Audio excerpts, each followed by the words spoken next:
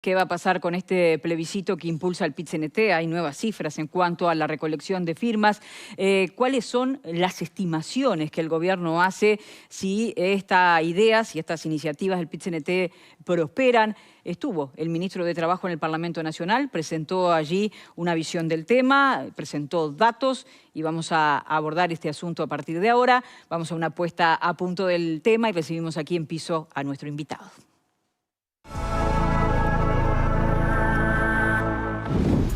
El ministro consideró que la propuesta es descabellada e insólita. Que lo que va a hacer es dinamitar uno de los mejores sistemas de seguridad social del mundo. Mieres aseguró que si la reforma constitucional se aprueba, impactará fuertemente en el déficit, lo que implicará un aumento significativo de impuestos o aportes a la seguridad social.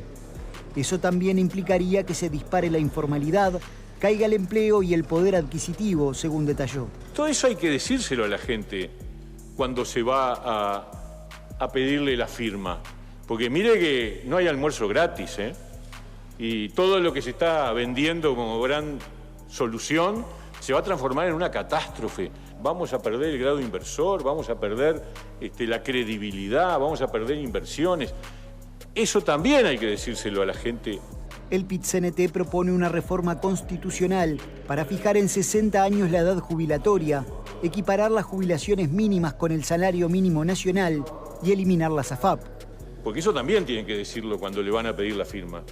Que hay 1 millón de personas que tienen cuentas personales a su nombre, que cuando llegue el día de la jubilación piensan que va a tener una compensación, se la van a confiscar, la va a perder, no la va a cobrar y va a generar andanadas de reclamos al Estado porque les afanaron la guita.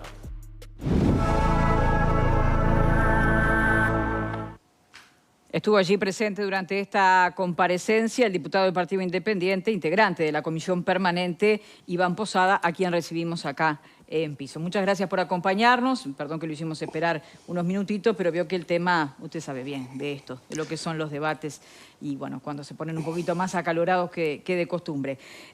Cuéntenos un poco, ya teníamos allí en la puesta a punto lo que el ministro planteaba. ¿Cómo termina esta comparecencia en la Comisión Permanente? ¿Hubo acuerdo o no hubo acuerdo? ¿Cuáles fueron las repercusiones? Bueno, en primer lugar quiero saludar a todos ustedes, a todos los panelistas con algunos viejos compañeros de la Cámara y por cierto agradecer la invitación a Esta Boca es Mía.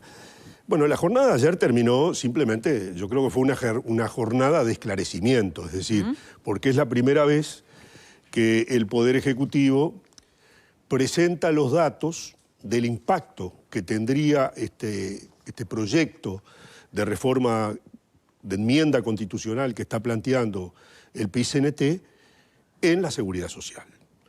En realidad, el alcance de la presentación del día de ayer abarcó fundamentalmente al impacto en las prestaciones, o sea, que sirve el Banco de Previsión Social. Es decir, no hay todavía cálculos respecto al impacto que se tiene en las cajas paraestatales, en las mal llamadas caja militar y policial. Pero yo creo que los números de ayer son particularmente muy concluyentes en cuanto a lo que va a significar de ser aprobada una enmienda constitucional como la que está planteada por el PIT-CNT. Porque notoriamente yo creo que se está contando una parte de la verdad y no se está contando toda la verdad. O estamos viendo o nos están presentando a la hora de convocarnos a firmar una parte de la película, pero hay que ver el final de la película.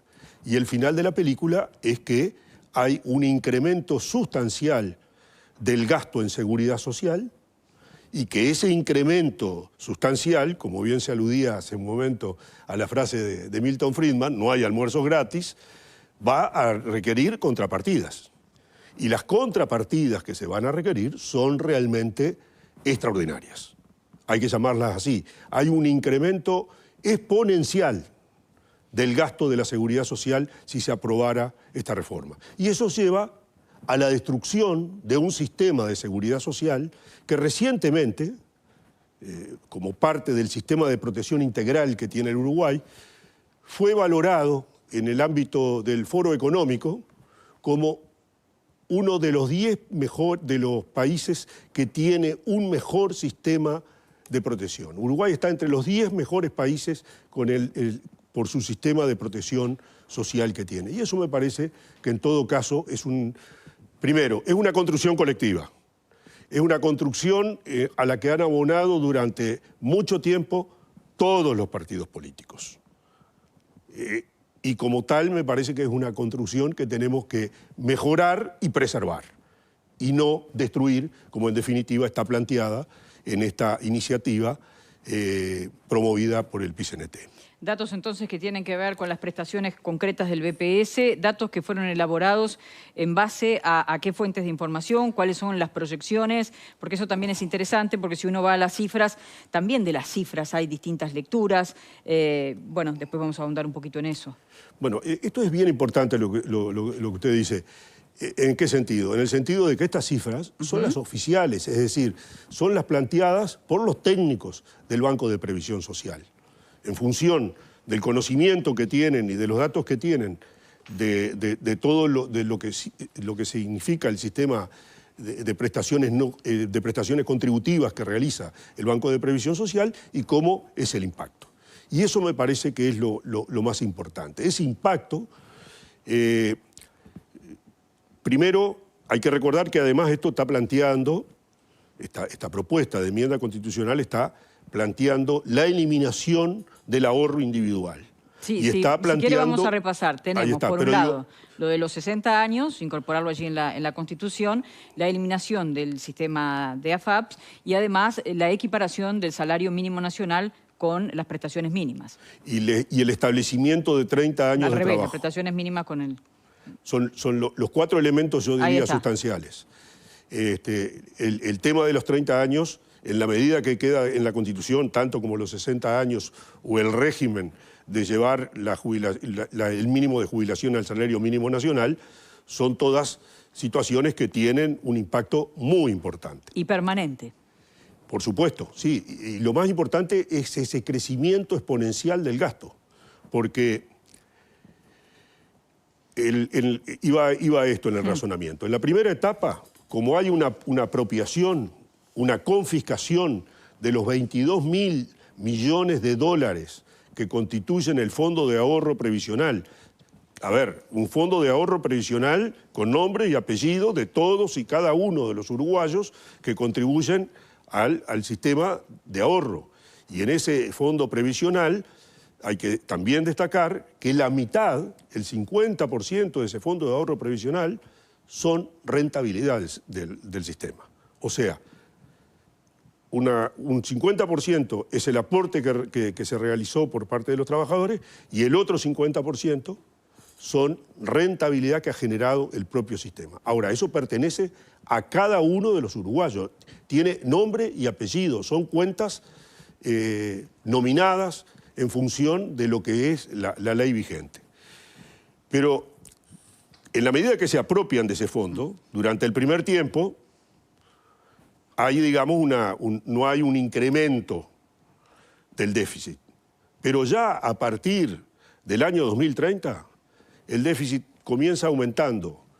Se necesitaría, ¿verdad?, en términos del producto, incrementar el financiamiento en 1.1, después se pasa ya a un 3% del Producto Interno, se llega a diferencias en el año 2050 en el entorno de un 5% más con respecto a lo que está actualmente, y se llega a la instancia del año 2100 donde se requiere cuatriplicar lo que es el financiamiento. En ese 2100 se da, de acuerdo a las proyecciones del Banco de Previsión Social, habría un déficit de 2% en términos del Producto Bruto Interno, se pasaría a un déficit del 8%, o sea, se cuadruplica el déficit. Para eso hay que incrementar impuestos, porque esa es la otra. Lo que no se nos está diciendo de la película es que en realidad tiene que haber una andanada impositiva muy importante para tratar de equilibrar las cuentas públicas. Y para equilibrar las cuentas públicas se necesitan entonces mayores impuestos. ¿De dónde se van a sacar? Bueno, el Banco de Previsión Social en la comparecencia del día de ayer nos planteaba, a los efectos de darnos una muestra de la importancia y del efecto que tiene desde el punto de vista de la carga impositiva, nos decía, por ejemplo, que además de los 7 puntos que ya del impuesto al valor agregado que van al financiamiento del Banco de Previsión Social, se requerirían más de 21 puntos adicionales. Es decir, que tendríamos que tener un IVA del 38% aproximadamente para dar financiamiento a esta propuesta que se plantea por parte del PIT-CNT.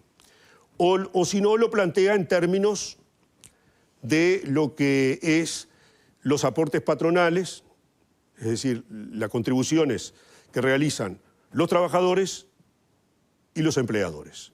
Y en ese sentido, para ambos casos, para lograr el financiamiento del sistema, se debieran incrementar, tanto en el caso de los aportes personales como de los aportes patronales, más de un 21%, es decir, en el caso de los aportes personales, pasaría del 15% a más de un 36%, y en el caso de los aportes patronales debiera pasarse, sumarle al 7,5% actual, un 21,5%, con lo cual estaríamos en el orden de un 38,5%. O sea, que en realidad eso nos da una señal de la cuantía de impuestos que se debieran recaudar adicionalmente a la estructura tributaria actual para poder dar financiamiento a la propuesta que se plantea por el PIT-CNT. Pero yo quiero detenerme en otros aspectos porque me parecen importantes. Sí, y ahora le tengo que preguntar algunos conceptos que el PIT-CNT vertió en una conferencia este mediodía, que también me gustaría aprovechar su presencia para que pueda contestar. Yo diría que esta propuesta es profundamente regresiva. Conceptualmente es regresiva. Porque en realidad lo que busca es incrementar el tema de las jubilaciones, pero a costa de aumentar la carga de las generaciones más jóvenes. Porque necesariamente, para que se logre dar un financiamiento, las generaciones más jóvenes van a tener que soportar una mayor carga tributaria para poder dar financiamiento al sistema. Ya sea por el lado de los aportes, ya sea por el lado del impuesto al valor agregado, o sea por el incremento impositivo que se entienda. Y creo, y esto me parece que es una cosa que seguramente vamos a compartir todos, Uruguay tiene en las personas, la pobreza en las personas mayores de 65 años es un 2,5%. Es decir, 25 de cada 1.000 personas mayor de 65 años está por debajo de la línea de pobreza. Pero la contracara es que 170 niños, niñas y adolescentes están por debajo de la línea de pobreza de cada 1.000 niños, niñas y adolescentes. O sea, 170 de cada 1.000. Y esa realidad todavía yo creo que está ocultando, porque como es un promedio nacional, está ocultando la realidad de Montevideo. La realidad de Montevideo es que en el año 2017, que fue el último año que se hizo una apertura entre Montevideo y el interior a los efectos del estudio de la pobreza, teníamos que en el interior era inferior al 15%, andaba en el entorno del 12%, pero la contracara era que Montevideo tenía guarismos del orden del 25%. O sea, que debemos pensar que esa realidad, en la medida que ha habido una meseta, se ha mantenido hasta el presente. Y por tanto podríamos hablar que esos 170 de cada 1.000 en realidad ocultan que en Montevideo tenemos 250 de cada 1.000, es decir, un 25% de niñas y adolescentes viviendo en hogares por debajo de la línea de pobreza.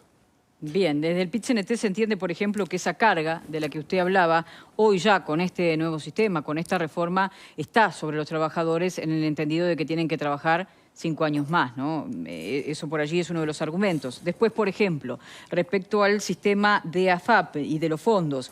Bueno, Marcelo Abdala, presidente del PIT-CNT, dice que se están agitando cucos del terror, habla de ciencia ficción, porque entre otras cosas dice que esos ahorros que están allí, que son personales, en realidad no son personales en la medida de que usted, si hoy quiere ir y no tiene una causal jubilatoria, no los puede retirar. Él explica que esto no es como una cuenta bancaria, sino que será a efectos de la jubilación y habla de la creación de un fideicomiso que estaría administrando esos fondos, que, bueno, como usted decía, son unos 22.000 millones que se pregunta a quién se le ocurre que estén en manos de los privados y no estén en manos del BPS. Dice además, respecto a este punto, que de 30 países que adoptaron este sistema, 18 ya los desmontaron porque no les fue bien. Hay algunos puntos de lo que se decía este mediodía.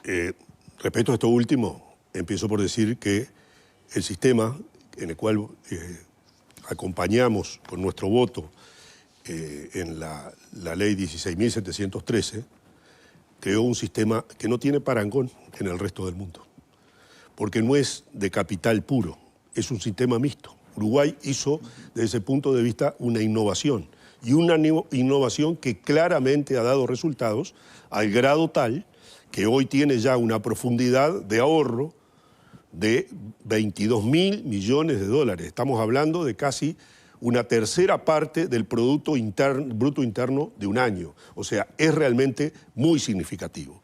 Y es también, desde muchos puntos de vista, en la medida que a través de lo que son las inversiones que se realizan, formas de ayudar y propender al desarrollo nacional, de consolidar el desarrollo nacional. Este ahorro de todos los uruguayos tiene una importancia fundamental desde ese punto de vista, de la perspectiva de la inversión y del ahorro. Eso se está destruyendo. Es además un sistema que es complementario, es decir, es ahorro voluntario durante toda la vida de trabajo. Y por tanto, el trabajador, después que cumple una determinada edad, puede disponer de él.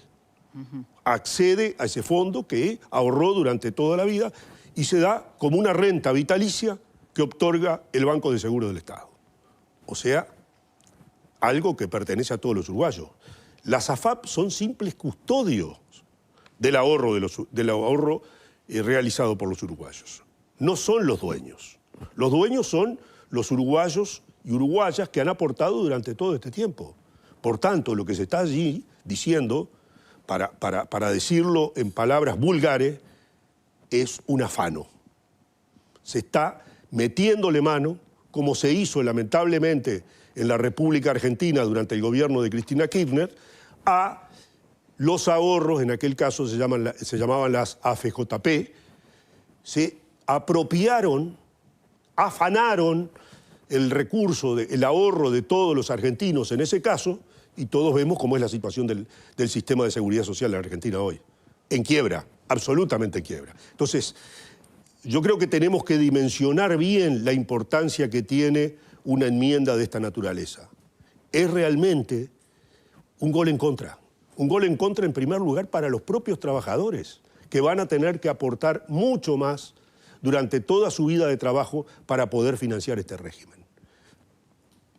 Ya al año 2050, por ejemplo, se necesitarían 5 puntos más de ingresos a la seguridad social para poder equilibrar las cuentas de esta enmienda que plantea el PIT-CNT. O sea que desde todo punto de vista yo creo que estamos en una situación realmente muy importante. Yo creo que es una propuesta, como decía, profundamente regresiva, la más regresiva que conozco en toda mi vida política, que ya va siendo larga.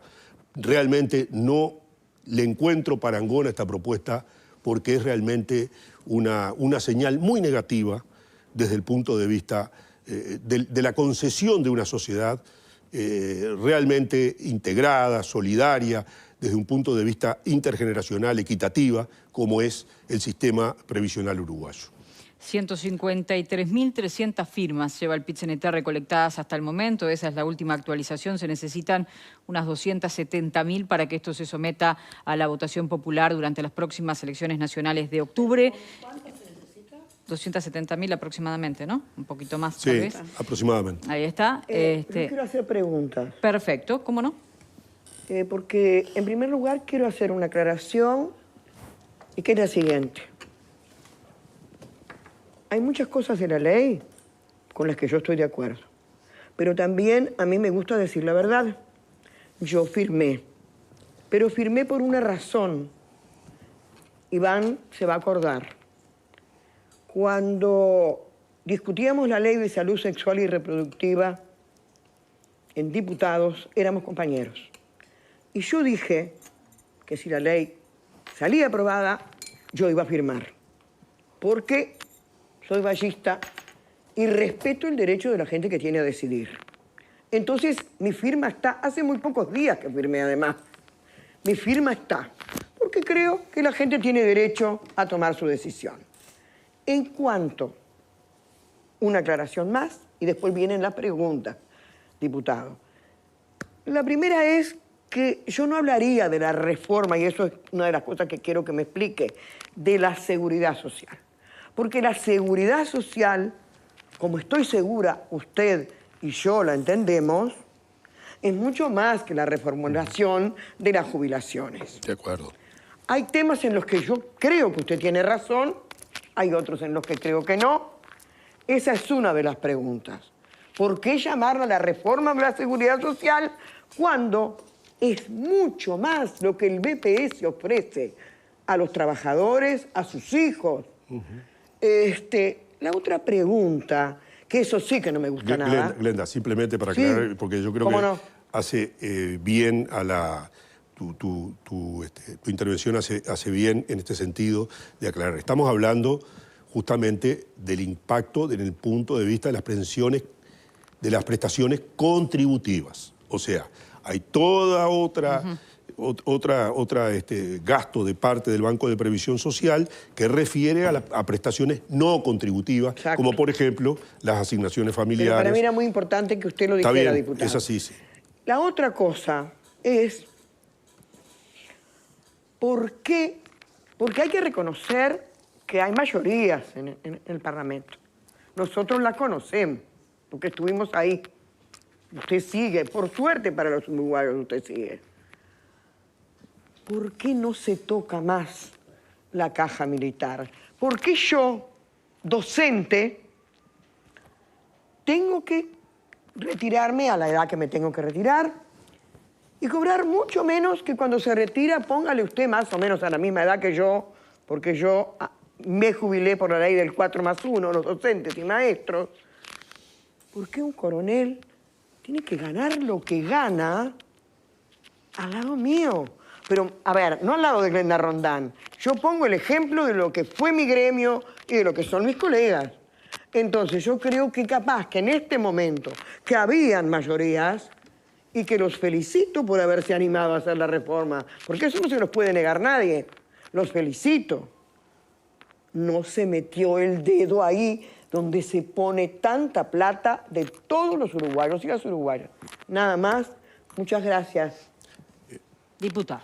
Sí, es muy buen punto el que planteaste, y justamente, si algo podemos enorgullecernos de esta reforma, hablemos de la reforma de las jubilaciones y pensiones que se hizo a través de la ley 20.130, es que por primera vez se establece un régimen de convergencia de la caja militar, de la mal llamada caja militar, del servicio de retiro militar, ¿Cómo se llama? Si no se le llama caja militar. servicio de retiro. En una convergencia con los demás sistemas. Es decir, el centro, uno de los temas más importantes de la reforma establecida en la ley 20.130 es justamente la convergencia de los sistemas. Por algo que decía Saldain, un peso que pagamos de aportes personales, según en qué caja caiga, tiene un distinto valor a la hora de la jubilación. Y lo que se quiso hacer con esta reforma de las jubilaciones y pensiones, entre otras cosas, es tener equidad ¿Cuántos hacia la años va a interna. demorar eso? ¿Cuántos años vamos Bueno, a demorar en estar como equilibrados? Como toda cosa que se hizo Un tardíamente. coronel Menos de 15, con un Glenda. profesor. Menos de 15 seguro. Va a hacerse en varios años, porque las cosas no se pueden hacer de la noche a la mañana. Y lamentablemente, el sistema político, todo, debe hacerse la crítica que recién esto se hace en este gobierno en el año 2023. Pero que desde la reinstauración democrática pasaron varios gobiernos que no le hincaron el diente a esta situación notoriamente deficitaria. El Frente Amplio ha deficitaria. hecho la autocrítica sobre eso. Bueno, por eso. Por yo eso creo que dije lo que dije. Lo importante es que en este caso la coalición de gobierno asumió ese desafío y le dio realmente una respuesta en el sentido de lo que tú planteas. Nos vamos a Fernanda, a ver. Sí, marcar una de las cosas que el diputado mencionaba de la importancia de las enmiendas constitucionales. Lo difícil que es modificar y dejar plasmado cuestiones que quizá no tienen que ver con la naturaleza de lo que tiene que disponer una constitución. En primer lugar, a lo que tiene que legislar una constitución, lo que tiene que dejar plasmado, por lo que es su materia. Pero por otro lado, por la dificultad también de modificarlo. Acá se estarían modificando cuestiones que son bastante fluctuantes o que tienen que ver con lo coyuntural en algo muy rígido para su modificación. Cuando se escuchan los argumentos del PIT-CNT, la verdad que queda este gusto a...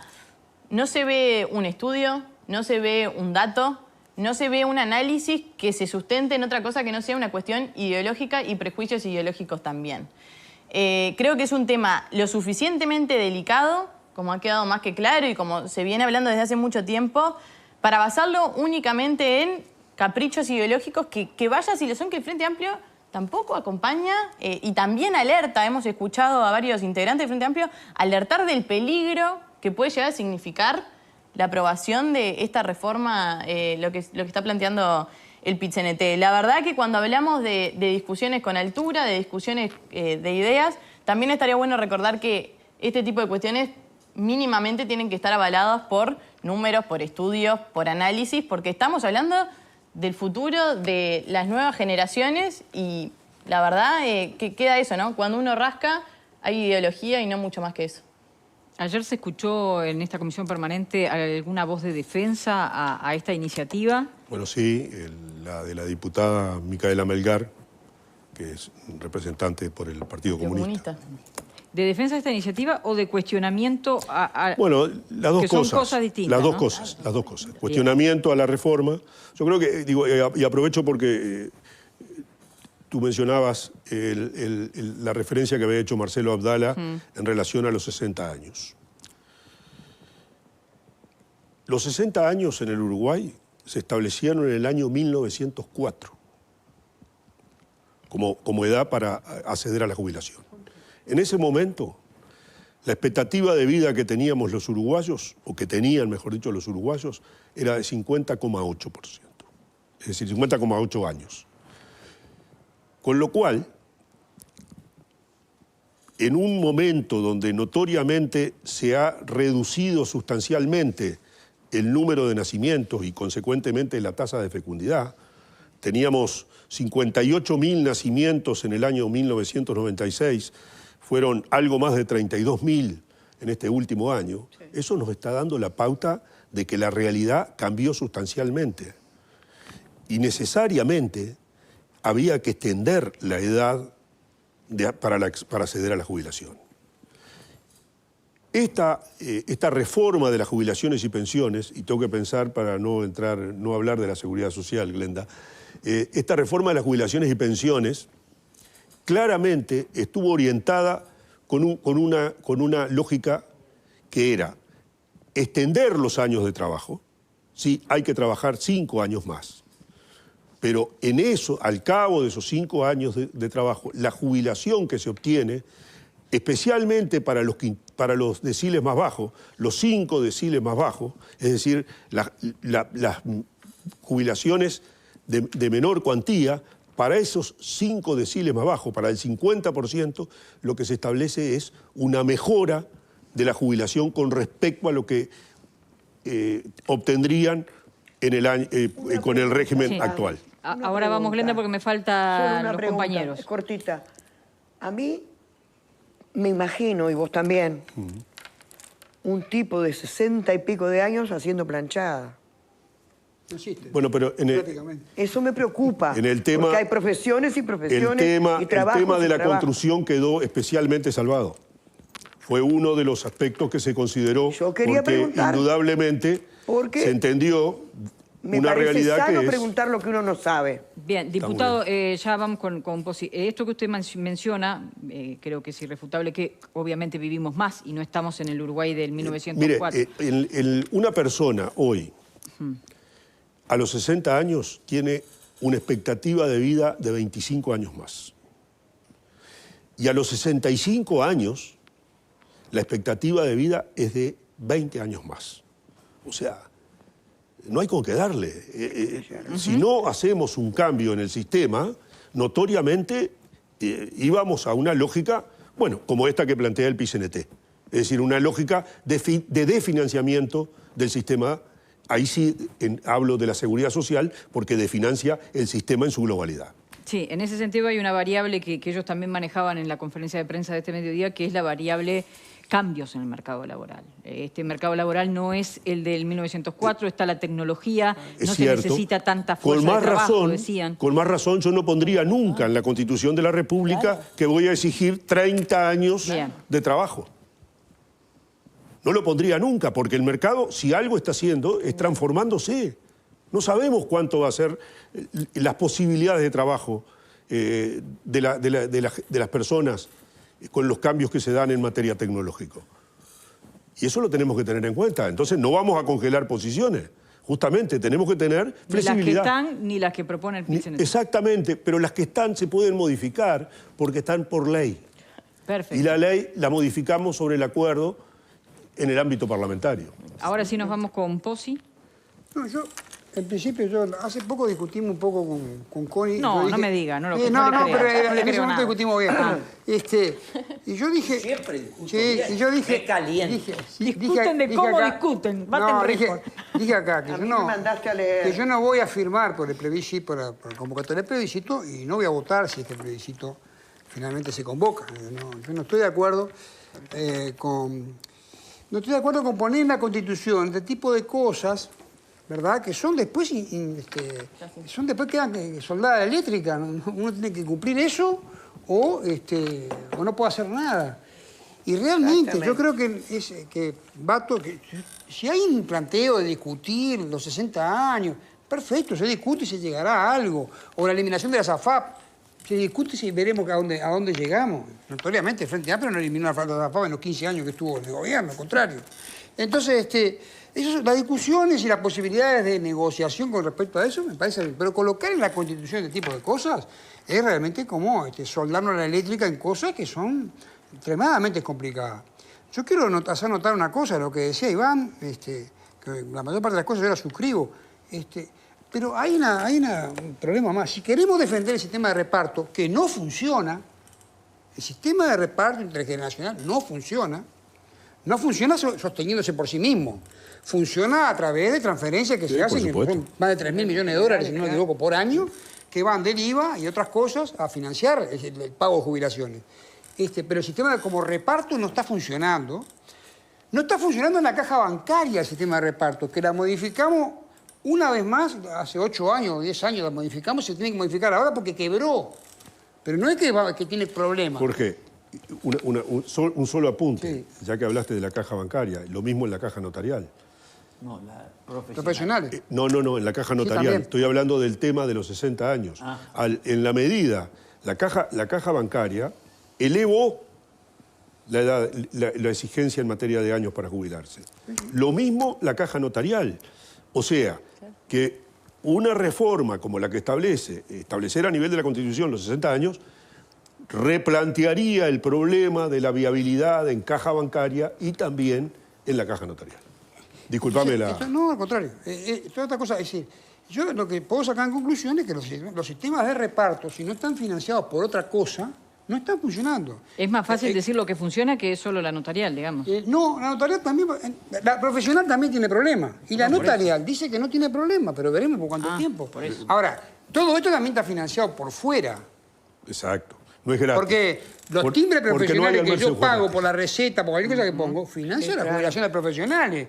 Tiene un aporte extra por fuera que nosotros pagamos sin ninguna discusión desde hace, no sé, decenas de años. Yo siempre conocí los timbres. Pero que va a una cosa, a un aporte para la jubilación de los profesionales. Entonces, el sistema de reparto no funciona. Funciona con aportes extra de otro lado. O sea, el Estado pone para que se pueda pagar la jubilación, porque hay que pagarlas. Y bueno, y esa es una realidad tangible, se ve. Con respecto a la edad de 60 años, yo creo que la mayor parte de la gente hoy se está jubilando a los 64.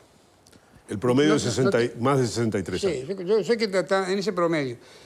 ¿Pero por qué? Porque la gente hoy se siente bien para trabajar. Hay gente que de 70 años hay que sacarla. Y hay gente donde hay lugares donde se hacen acuerdos para decirle, bueno, usted a los 60 años se va. Y el tipo dice, yo no me quiero ir. Entonces mire que no le pagamos. Yo conozco convenios de eso. Sí. Usted se va a los 60 años, le damos un poco de plata, usted se va, lo mandamos a seguro de paro, todas esas cosas que se hacen. Menos de la política, no se quiere que no ir. lo sacamos de ninguna manera. No se quiere ir. Perfecto, se va cuando te quiera. Ahora, no le pagamos algún peso. Es todo diferente. Entonces la gente se cuenta y se va. Ahora, pero eso es porque también la gente hoy está más por supuesto, la nueva tecnología y todas esas cosas, han hecho un trabajo más humano, han humanizado el trabajo. Yo recuerdo lo que Iván planteaba. Yo recuerdo cuando yo empecé a trabajar, la gente se jubilaba a los 60 años y se moría a los 62. Porque salían destrozados de los trabajos. Porque eran trabajos duros. Yo los viví. Claro. Ahora no es tan así. En la construcción, como hubiera apuntado a Glenda, que tiene su forma, su excepción ahí. cosas en la nueva ley, que es todavía lo que queda de trabajo pesado y duro, ¿verdad? Está contemplado de alguna manera ahí, y también los nuevos métodos constructivos van eliminando brutalmente el trabajo. Ya no era lo que era, supongo que ya no es, por lo que yo veo, no es lo que era antes. Entonces, yo me parece que el camino de poner en la Constitución esta cosa es un camino equivocado. Que podamos abrir una discusión sobre eso, bárbaro. Pero poner en la Constitución este tipo de cosas es un camino que no tiene retorno. En eso yo quiero y decir entonces, que estoy de acuerdo contigo. Yo no voy a firmar por eso. Me gustaría discutirlo, sí, cómo no. Discutimos todo lo que quieran. Pero poner en la Constitución, Votar, no. yo la verdad que no voy a dar mi voto para eso, porque me parece un error garrafal, del cual no se vuelve después, fácilmente por lo menos. Y bueno, quería hacer una cosita. Sí, dígame. El Frente Amplio intentó, y algo hizo con respecto al servicio de retiro de pensiones. Sí. No es que pasó todo sin... Capaz que fuimos tibios, capaz que fuimos pocos, capaz que habríamos tenido que ir a más. Me tocó poner la cara en todo eso, pero algo se hizo. Sí. Y creo que esto tiene seguramente Es una verdad. profundidad mayor. Sin duda Podemos- una profundidad mayor. Bien, podemos retomar entonces ese tema. Usted se queda para el tramo final del programa. Hacemos una pausa y falta Connie con también su participación. Ya regresamos.